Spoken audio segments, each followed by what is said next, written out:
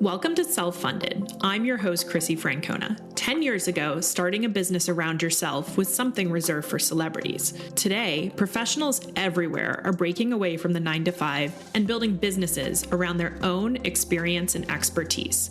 On this show, we'll explore what it really means to be self-funded, the movement of professionals carving their own path, creating cash-flowing businesses, and building lasting impact without waiting for permission. I'll share my own journey and talk with others who are rethinking what's possible when you take your career into your own hands. Let's dive in. Today on the podcast, I have Taylor Crane, the founder of Fractional Jobs, which is the talent marketplace that helps startups hire fractional leadership talent across more than 10 different functions.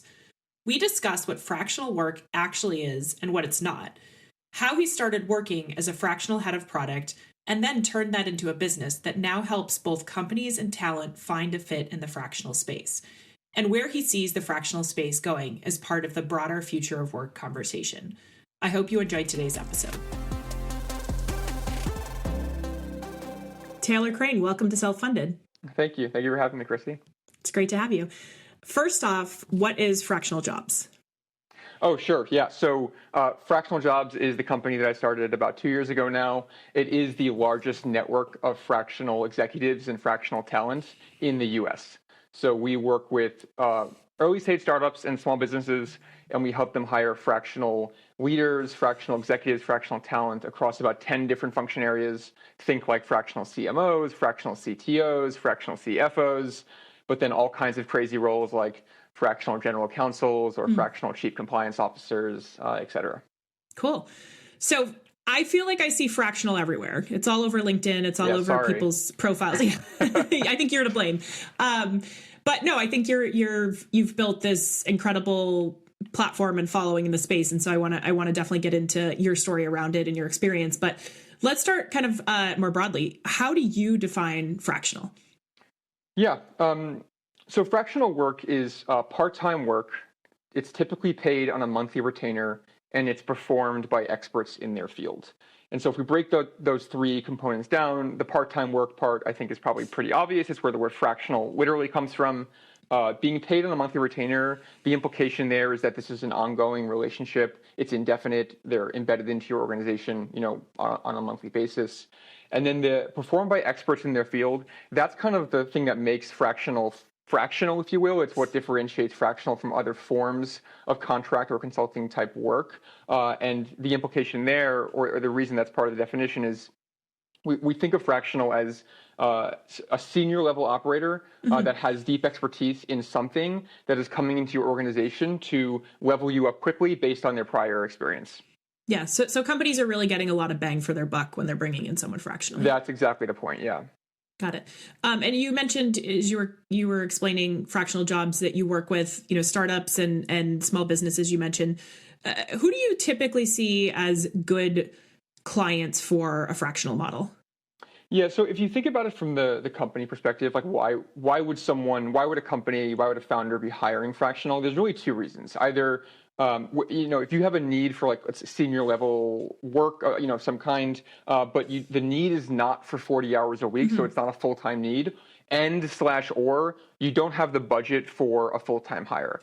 And both of those things tend to be much, much more common in earlier stage companies or smaller companies. And so the kinds of companies that are adopting fractional work more frequently are going to be early stage startups. Think of it like pre-seed, seed, Series A stage startups, and then small businesses of all shapes and sizes. Larger companies, like think of Meta as like a silly example, like Meta has all the budget in the world, so that's never going to be a problem for them. And like there's presumably so much that can be done at Meta that like the idea of saving money or being like, kind of ruthless in your team construction and cost saving is like, it just doesn't really apply to a company of that size. And so that's why we think of it as more applicable to smaller companies. Well, and I think that you bring up an interesting point too. Like a Meta, for example, uses thousands, if not tens of thousands of contractors, but you often think about the notion of a contractor in a large company as being something that is often not as experienced talent level and more, hey, we bring on, contractors for customer support center as an example. What you're talking about is more of like at the executive level. You're definitely true. Yeah. So that's why the Meta example becomes especially silly when you think about, them hiring like a fractional, CFO or something like that. Yeah. All kinds of, not just executives, but all kinds of leadership oriented work or very senior level work. I think that would also apply for. I'm sure that like at a company like Meta, like if they had like a skunkworks project they're working on and they need like a designer that has significant, leadership experience in AI, just like kind of some niche, and like it could certainly make sense for them to bring in someone for a skunkworks type project. But I think it's more of the edge case. And when we think about like broadly speaking, who is adopting, fractional hiring and bringing in fractional leaders, it's going to be folks that actually need, for example, a fractional CFO or a fractional CTO, again, smaller companies. Makes sense. I mentioned I do see this label everywhere, whether it's in job descriptions or on people's LinkedIn profiles. What do you find like when you see something and you say like, what is fractional not to you? Oh, yeah. Okay. So like, I think there's a few ways to go with that. Like, we can talk about fractional is not freelance, right? Or like it's if we think of it like a Venn diagram where set circles, like it's it is not junior level work, it is not project based work. It's not consulting. Oftentimes we think of consulting as like, and I know that you spent 7 years at Bain, so I'm going to tread carefully here, but we often think of consulting as like we're putting together decks and recommendations, and then like it's up to the team to actually execute on that strategy. That's also not fractional. Fractional is really about bringing in someone to set the strategy, do the work, own the work, and deliver the work, et cetera. And then this might sound obvious, but sometimes does need to be said. Fractional work is not full-time work. So, if you hire someone fractionally, you do not have them full-time. And I sometimes find myself having to remind companies hiring of that. It's like, we'd like someone fractional for 40 hours a week. It's like, well, that's not fractional. That's actually 100% of the pie. Yeah, like we want to save money, right? So we're going to hire a fractional CMO for 10 hours a week, but we're actually going to give them 40 hours a week of work. It just doesn't work that way, unfortunately. Yeah, so no, I'm sure that's a challenge that people encounter. No, you bring up an interesting point on consulting, and certainly no offense taken at all. I mean, part of what I saw working in what I call like big consulting, which is what I would describe Bain, BCG, McKinsey, et cetera, as is I think a lot of the companies that you're targeting, and even the companies I work with more growth stage companies at the long game, but I do see the traditional notion of consulting, I think, gets a bad rap in startup and scale up companies because it is often seen as like, hey, you're just putting a deck together. Whereas like the work I'm doing is, no, we're actually in there like supplementing your team and driving actual projects and so forth. And so it's funny, like I actually struggle with sometimes what to call. I tend to call it more project-based work because that tends to be what we do. But yeah, it's the term consultant gets a bad rap, but technically some of the fractional jobs probably do fall in the consultant/contractor bucket from even just a paperwork perspective. I mean, just to be clear, I would say that fractional work is a type of consulting work. Yeah. We're actually being technical here. Like it is a type of consulting. It's just like, practically speaking, when one thinks about consultant, it would, we want to differentiate what the type of fractional work looks like in practice. But yeah, it is all within the broader umbrella of you are a 1099 contractor when you do fractional work. So that is a fact. There's lots of Venn diagrams at play here, and I have not quite figured out like what I feel like it's Beautiful Minds territory of like all these circles that you could draw on a wall. So I want to make a point there actually. Like I think a lot of the space spends a lot of time talking and debating about the meaning of the word fractional versus consultant versus freelance, et cetera. And I think my perspective is at the end of the day, like we're all like, it's all marketing and positioning. We're all trying to like just communicate the kinds of work that we do or want to be doing, and for one reason or another, folks have really gravitated towards the word fractional and they identify with it strongly. And it has a meaning that is evolving over time as well. It's not like a static thing. And I think that's okay. I think it's like, I actually enjoy seeing the word evolve and like what it actually means. Yeah, and I think sometimes it's I like your notion of it being positioning and so forth. And I think about it as like, what's the value to the customer, meaning the company that's, bringing you on. And, fractional to me is exactly what you were saying earlier of like your earlier stage, you eventually need a full-time CFO, but you don't have the budget or necessarily the work to justify hiring someone as a full-time employee. So fractional is a great opportunity to get that like high leverage, high experience talent in that fits the need of the company. So no, that makes a lot of sense. Let's get a little bit more into your journey. I know you have a really interesting background, and you started actually as a fractional head of product. That was your first like entree into the space. Is that right? Yeah, that's correct. Like I was a PM for 10 years at early stage startups. I started my first company in 2020. That was a venture-backed company. I started doing fractional work in 2023. And I spent about a year as a fractional head of product working with about 2 to 3 startups at a time, acting effectively as their head of product. Yeah. How did you find, I'm curious, like from a product perspective, because I feel like I'm more of a strategy and ops person. So, my stuff, you would kind of put more into that, like illustrative back office, category. As you thought about kind of pitching yourself as a fractional head of product, oftentimes like product is one of the core, founding team roles. How did you find a fit there? Yeah, so I think it's a great question. I have a lot of thoughts on this. Let me first describe what my own positioning was, and then maybe I'll step it up a bit more broadly to talk about what it means. So my positioning as a fractional head of product, I said the following. I'm a fractional head of product that works with early stage startups, typically with non-technical founders. Okay. And I constructed that for a couple of reasons. Number one, it spoke to, I think, my strength the most. Like all of my work experience has been with 0 to 1 stage startups. And I also felt like, and across industries, by the way. So I didn't pick like an industry vertical, like I'm a health tech, head of product. And then I also felt like I kind of uniquely had an ability to help non-technical founders approach building software. I just thought it was like something that I seemed to be good at. And so that is how, that's how I chose to position myself. And I think it worked quite well. And so now to answer your question of like, well, isn't product core to any startup? Like, how can someone do it fractionally? Let's look at like the clients that I worked with most, and then again I'll step it up more broadly. I tended to work with founders that were non-technical, that were subject matter experts in their field, and so like I worked with a legal tech startup for like something like 9 months. I was just thinking legal. It's funny you say that. I was like, legal, yeah. Another one, an ed tech startup where the CEO was like a educator for 25 years. Very cool. There was a mental health startup. So like these are folks that are like have deep domain expertise. In all 3 cases, actually, they happen to be solo founders as well, and they're building software. And so now the question becomes, okay, like, well, are they going to be the head of product?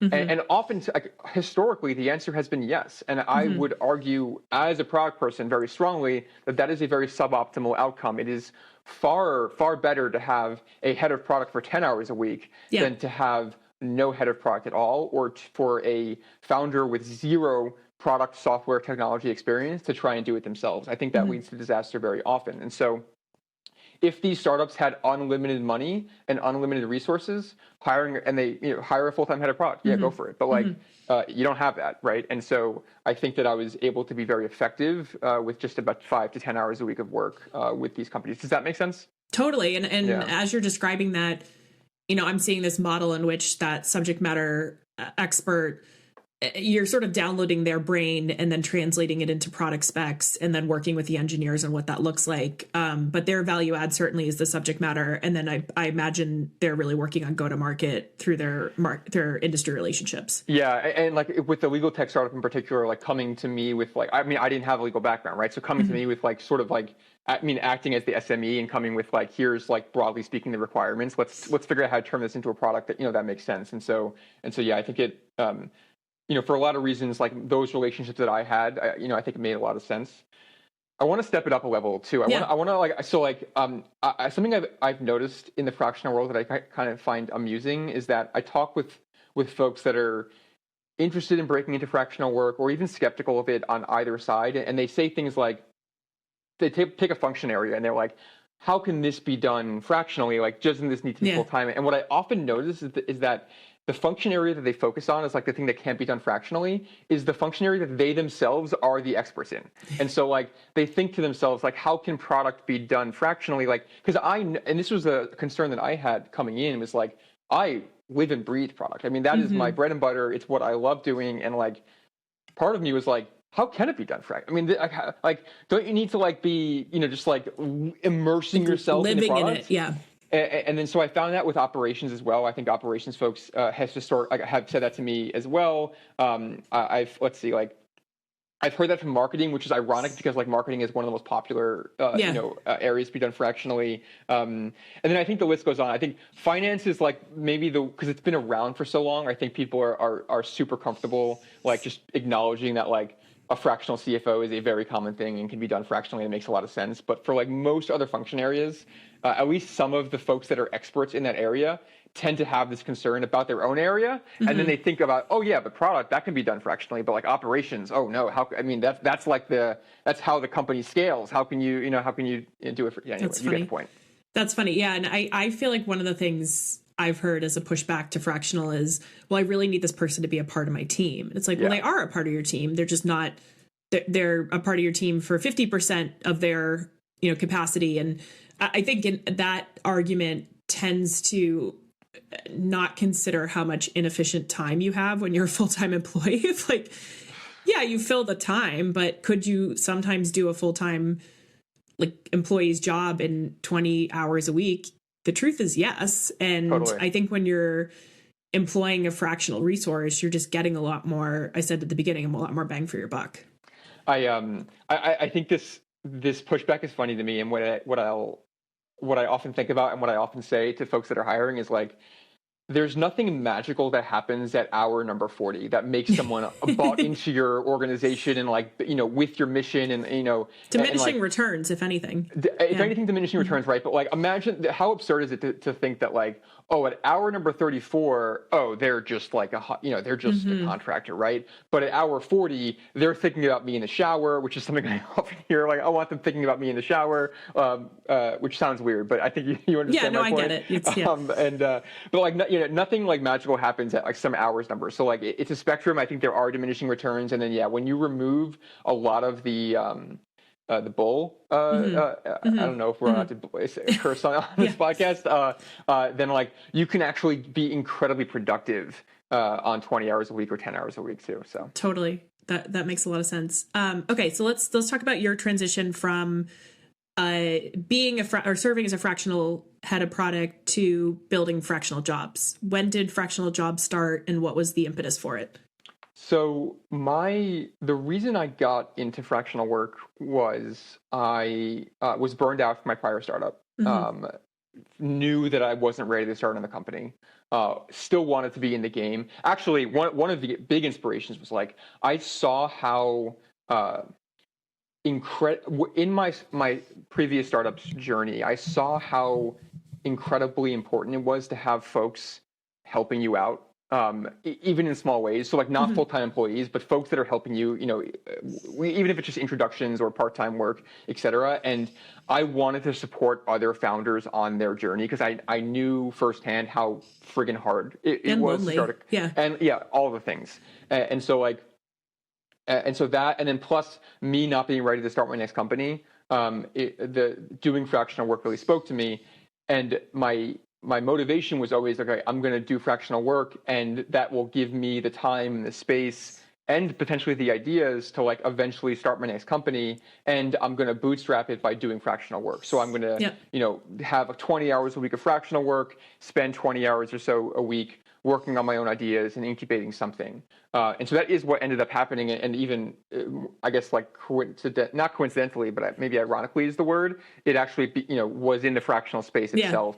So I basically I was so excited about fractional work. I thought it was so cool. And I was so enjoying the work. It was such a breath of fresh air. And then I saw the benefits that companies were getting from actually hiring and leveraging fractional talent. And one thing led to another. And I was like, really what I said to myself was, I think the fractional work movement is going to be huge. I want to make a bet in this space. I have a poker background, a gambling background. So like, I think in bets often. And so like, I said to myself, like, I want to make a bet in this space. I don't exactly know what that bet's going to be yet, but I just want my chips on the table, in this fractional work world. And the opportunity that spoke the most to me was what became Fractional Jobs, or the marketplace to help those that are looking to do fractional work find, the right clients. The hardest part of doing fractional work is not the work itself. Mm-hmm. Not even close. That's the easy part. The hardest part is finding clients. And I felt like you could be the most exceptional product person or CTO or COO ever in the world. Mm-hmm. And the fractional work you have the potential to do is incredible. But if you don't have the network to sustain lead generation for yourself, and build a fractional practice through your own network, you have no chance of being successful, no matter how good you are at your function area. And that just felt like a shame to me. And so that's what Fractional Jobs is trying to solve. Very cool. No, and that resonates so much with me of you can be amazing at the delivery, but if you're going this fractional route, you're basically building a business around yourself, and it requires all the aspects of a business, from BD through admin, through invoicing and cash collection, but delivery being the part that's the part you know how to do. Yeah. It's all the other stuff that you need to figure out. So that's cool that you guys support that. So 2023, you started functioning as a fractional header product. When did Fractional Jobs launch? I launched it in January 2024 or February 2024, something like that. Yeah. So you're like less than 2 years in at this point. Yeah. Pretty insane growth. Tell me a little bit about kind of the early traction and then where you guys are now. So when I launched, when I first launched Fractional Jobs, the expectation was that it was going to be a self-service job board in the way that you and I know a job board to be. It's not that at all, by the way. It changed very quickly. I can talk about that in a second, but that's what I thought it was going to be. And in classic PM fashion, I built the MVP in a way that I actually didn't even build the actual job board itself yet. I didn't know. I wanted to test if anyone cared about what I was building. And so I launched it effectively as a newsletter where I would put the jobs in the newsletter instead of having a job board. And when I posted about it on LinkedIn the first day, the site was like, sign up for the newsletter, get jobs sent to your inbox, and also here's some content that I've written about fractional work. And it immediately got quite a lot of traction. I think I had 1,000 subscribers in the first week, which is really solid for a newsletter. And so that was I'm not sure what the right phrasing is, but a domino that impacted a lot of other parts of my strategy going forward. But immediately, so I guess the simple answer to your question is immediately from day one, it was clear that there was traction on the supply side of the marketplace. Then there was a big question about the demand side, which is the hiring side, of the marketplace, and that is still a problem that I spend 80% of my time, working on. But the supply, it was I hit the right moment in time when fractional work was starting to become quite popular. A lot of people were looking to break into it and start doing fractional work. And I also think that my writing, for whatever reason, resonated with folks. And so yeah. Well, I think part of it is you have the experience. You have been a fractional lead. And so I think that resonates a lot with people, the personal experience around it. So when you started, and I'll tell you why I'm asking this, because it's related to my own experience. There's a little bit of a chicken and egg problem when you're building something that's a two-sided marketplace. You mentioned talent, check, you had 1,000 people sign up in the first week. Then it really focused on building the demand. Did you anticipate that, or how had you thought about that before you launched? I really, in the tech world, we talk a lot about marketplaces and the challenges of marketplaces, and there's that book, The Cold Start Problem by Andrew Chen, and I just didn't really think about it much before I launched, and then I was like, oh yeah, this is marketplaces are hard. Yeah. And so I was forced to think about it, and I still think a lot about it. It is the demand side is the tough side of the marketplace. Yeah. Yeah, no, it's. I ask from my own experience, launching the long game, which technically is a two-sided marketplace. I would consider it less of a marketplace in that it's not a volume play where I have a bunch of listings so much as it's like larger, more curated projects, but still it's the same notion of like two sides. And so when I launched, I just put it out there to the world of like, hey, I'm taking projects and I'm building this talent network. And I just didn't know what side would hit first. And so I remember just it's probably similar moment of hitting publish on that first LinkedIn post. And this was September of 2024 for me. And so, you know, a few months after you launched, and yeah, you're right. Like the talent response I got was phenomenal. And mine had, you know, mine was like probably a couple hundred in the first week, but had also the barrier of like, I was having people fill out a form of their experience. So it was a little bit more of a barrier and it was a little more specific and focused. But yeah, I wasn't sure which side would hit first, if I'd have projects that I'd need to staff or if I'd have talent that needed projects, and the talent, the BD side has come, but it's taken a lot longer. Yeah, totally. I think, and that is, I've learned that is the case with all talent marketplaces, at least in today's world. That is how it works. So talk to me a little bit about maybe some of those early wins. Obviously, from the talent side, phenomenal response. It resonated with people. You had the expertise yourself or the experience. How about on the BD side? Tell me a little bit about kind of those early clients that you built and how you proved out the concept. Yeah. Okay. Good question. So our early wins on the BD side, like from the start, I am so thankful for the network that I have and have built, over the years. And most of the leads that if I had to look, like I'd say probably like if you look at the first like 10 or 15 companies that I worked with, my guess is probably 80% of them are just immediately just from my network. Yeah. And so that, I don't know how much of a win. I mean, I guess that's a win in that, like, thank God I have my, that network. You had the network, you had the credibility, the relationships. Yeah.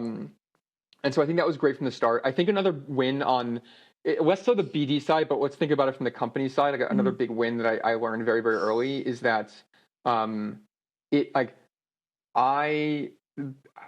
reasons that I actually I can't fully articulate or wrap my head around, the best part of the Fractional Jobs experience or product is when I deliver the batch of candidates to a hirer and watch for their reaction. Basically, it's like it's incredible the quality of talent that we have in the Fractional Jobs network, and it's like my absolute joy to be able to bring these folks to clients and just watch the clients. I got an email yesterday from a client with a very, very specific need, and the email was just simply like, "Wow, simply impressed." And that's awesome. So that's been like a consistent theme, and it's a win every time. And like I wish I could give myself credit for like somehow architecting that situation. I don't fully understand why or how, but that's been awesome. Since then I've run a bunch of experiments on the BD side, and like I'm getting some early wins on like LLM based referrals. So like ChatGPT recommending Fractional Jobs, which is cool. It's early. I actually just wrote a LinkedIn post about this, but like there's some traction there. Same thing with Google, just traditional SEO as well. I've had some wins with like VC partnerships, which have been interesting. And maybe this is going to be a slight topic change, because it's not strictly a biz dev win in the sense that I think you're thinking of. But one of the biggest wins, I think, for my business, and like unlocked maybe the biggest learning of my entire business, is in month number like 3 or 4. So like, okay, I launched in month 1. Supply side is great. Tons of interest, right? Got some inbounds from my network that are looking to hire fractional. Okay, great. But like, it was not enough to build a business. And I remember like, in month 1, I think I had like $600 of revenue total. In month number 2, it was like $200 of revenue total for the whole month. And then in month number 3, it was like, I think it was like over 5,000. Wow. And here's why. I started getting folks that were interested in advertising in my newsletter to reach the fractional executive audience. And that opened up an entire new revenue stream, which today makes up half of our revenue. And has, if it was not for this, I don't know if Fractional Jobs would be here because the first year, frankly, was like just trying to get this talent marketplace going and like figure out how to make money on it. I iterated on the business model so much, but like what sustained us was building effectively a media business where I have an audience of fractional leaders and I help companies advertise to that audience. And that's awesome. That was a mistake. Like not a mistake. I mean, it was like I didn't think about it at all. Yeah, it was a happy accident, as they say. Yeah. And one of the biggest wins of the whole business because it unlocked what is now half of our revenue and like I actually think about my business in a lot of ways as a media business that just so happens to place talent. Smart. And I think that's a very important framing. Yeah. For me. Yeah, no, that makes sense. I mean, especially because what you are offering to talent is both opportunities, but then also content and development around how to do fractional work. And so they come to you as a trusted expert, and whether it's on your website or through social or your emails. And so it makes sense that you would have that, and you have a very specific avatar. And I bet, it's highly educated experience, like a good target for some of the services that now exist in sort of the broader freelance space. So totally. I'd love to just understand a little bit more about how the model works. Okay, so advertising is a big piece of this. Makes sense. You built the audience. I'm sure it's like a CPM model there. How do you think about what's the operating model for the job side of this? You mentioned like delivering candidates. So how does that work? Like, let's say I'm a lawyer and I subscribe to your newsletter and I see fractional general counsel and I apply. Like, what does that look like? Yeah. So first of all, it's entirely free for the fractionals. I'll get into more. So like basically, here's the evolution of the talent side of the business model. As I said, when I first launched it, I thought it was going to be a job board. With the way that job boards monetize is it's a job post fee, right? You pay $100 for a job post, you pay $200 for a job post, whatever. Very quickly learned that was not the right business model for a lot of reasons. Happy to go into that, but then I started like existential crisis. Like, okay, if that's not the business model, like how the hell am I going to make money? And I went through like almost like this, it's kind of like the 7 stages of grief of like trying to like the trough of sorrow. First denial, first like, okay, the job post will come. And then it's like, trough of sorrow is probably a better analogy. Thank you. It was Paul Graham. But so what I looked at next was the prevailing way that any talent marketplace makes money in the sort of the 1099 contractor world. So look at Upwork, look at TopTal, look at Fiverr, look at every other one of these, every shape and size. It's all a percentage of services. Exactly. They do the same thing, which is a percentage of services. So like for those, if you're listening that you don't know what that means, they take a 20, oftentimes 20, even more. 25, I mean, there are some companies that take 40%, even 20%, I think is just like, especially when doing fractional work. And I was approached by these companies, I was like, good, see you later. Like, I'm not giving you 20% of my business. I can get my own business. And so what actually happens with those marketplaces is like the folks that are in the marketplace are the ones that are not maybe they don't have they're not skilled enough to have to get their own, the business. And you're kind of left with like the best talent is not going to be interested because they need to give you an interesting perspective. They don't need to give you the 20% commission. And so and in doing fractional work, I was like, that's a no for me. And I am building something that I want to use as a fractional worker myself. And so it just wasn't the route that I wanted to go down. And I even tried experimenting with it. It was the only time I ever got negative feedback from my audience was when I launched a couple roles that had it was only 10%, which was like so low in comparison. A 10% commission. And like the feedback I got from several folks, I've never had bad feedback like this before. Was like, this is super not cool. And I agree with it. On the talent side, you got feedback. On the talent side, correct. Yeah. So you had put I launched a couple roles that had like a disclaimer at the top that was like, for this role, Fractional Jobs is going to take a 10% commission, Got it. And it got pushed back, and I think for good reason. Anyway, so now, I am now searching for what is the right business model, and what I arrived at, and I'm really happy with, is a very simple referral fee model. So companies pay us a referral fee only if they hire a candidate that we send them. And I think it probably sounds obvious as I describe it, like, okay, like that seems simple. And it is quite simple, but it took a lot to arrive there. And there actually are certain things about that like would frankly like are not going to work at like a huge scale. And I'll have to figure that out when I get there. But for now it works very, very well. You know, what's funny about that is the way you're describing is like the 10% vig basically is what you were, you know, initially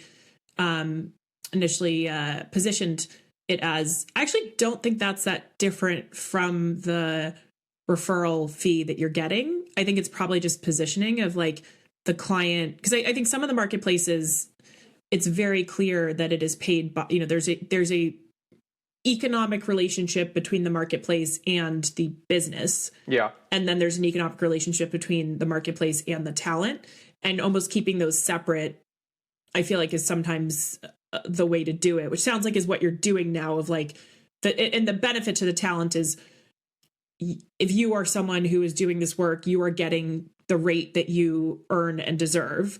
Yeah. And the company is getting a benefit of getting great talent and high leverage from a sourcing perspective and are paying for that.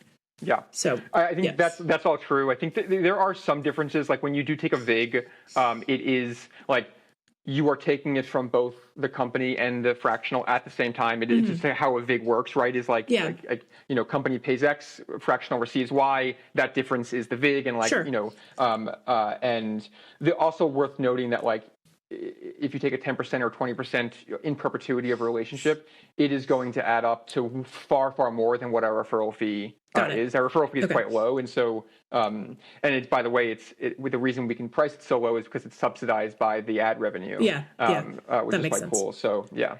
Very cool.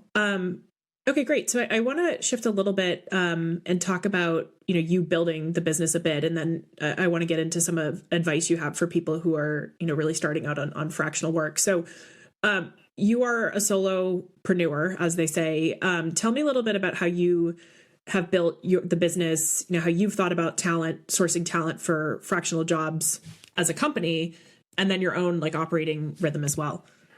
So I started the business with the intention of doing it solo, being a solopreneur, being a solo founder, and bootstrapping it. And so I think those are the two important like inputs into why I've constructed the company in this way.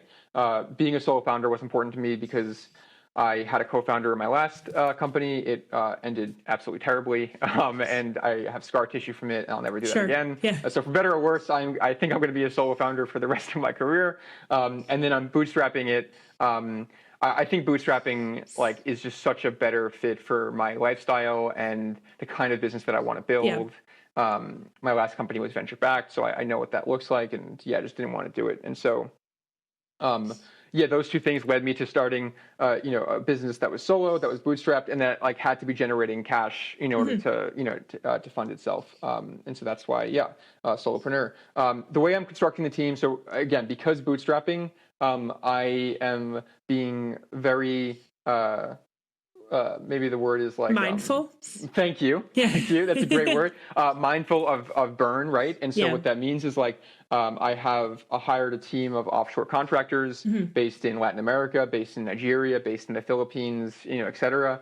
And some of them are part-time. Some of them actually very part-time, like thinking like 5 hours a week even. And some are full-time. Oh, wow. And I like intend to scale my team largely through offshore contractors starting out part-time, and then having, as the needs grow, as the company grows, continuing to expand that relationship. Hiring fractional leaders soon. I think Q1 2026, I'm going to be hiring my first fractional leader. Fingers crossed. Nice. I think I'm at that place. I'm very excited about it. You get to use your own services. I cannot wait. It's going to be one of the highlights of the whole experience. I think and hope.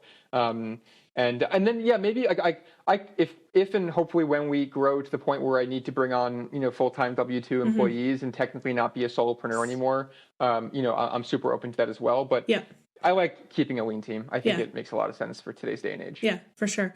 Okay, so I want to shift a little bit to your view on fractional, especially for folks who are listening who might be exploring this as a career path. You connect with thousands of people in the fractional space and hundreds of companies that are hiring for this type of work.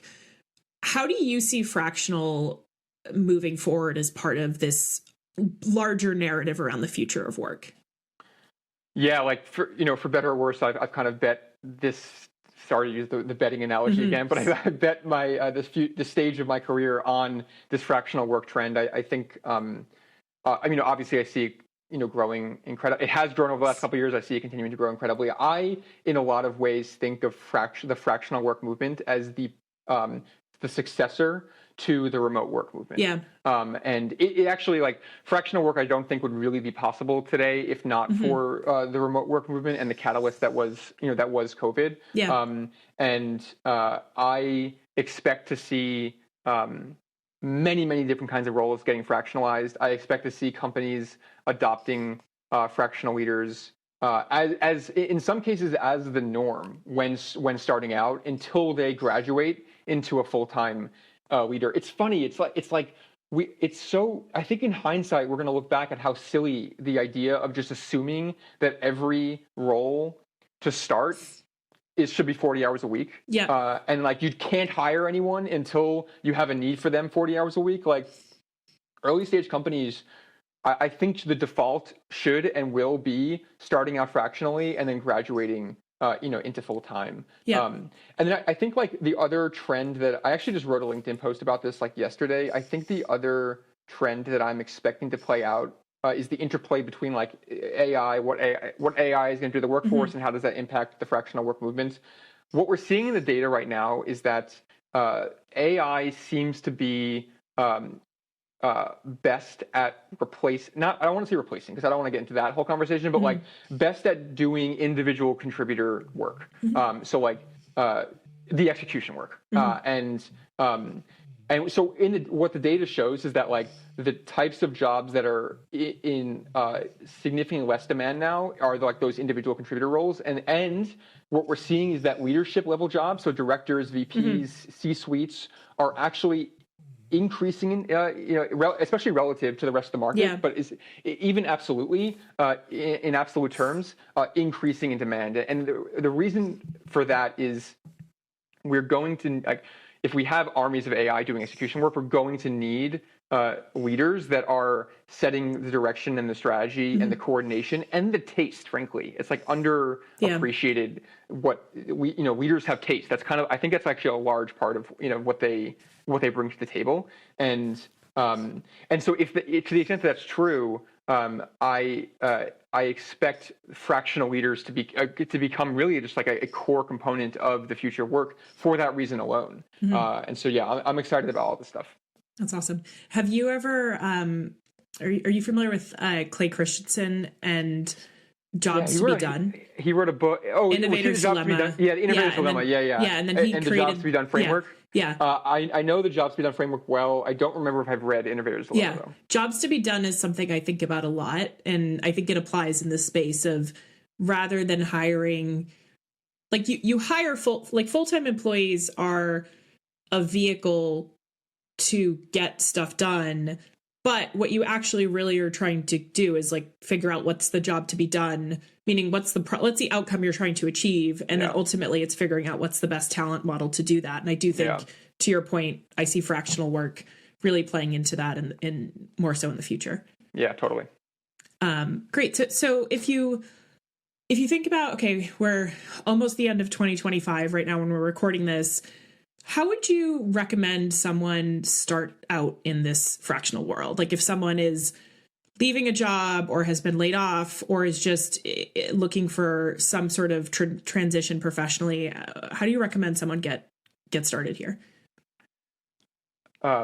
At the risk of pumping my own bags, I've written a lot of content about this, and you can certainly find my writing at fractionaljobs.io, where I spend most of my focus on writing is on like people that are new to fractional work and trying to break in and trying to assess whether they're going to be a good fit for fractional work. It's okay. So now, like, let me try and summarize. Like, if you're interested in doing fractional work, I think the place to start is in You want, and this is the PM in me thinking, you want to validate as best you can your ability to pick up clients.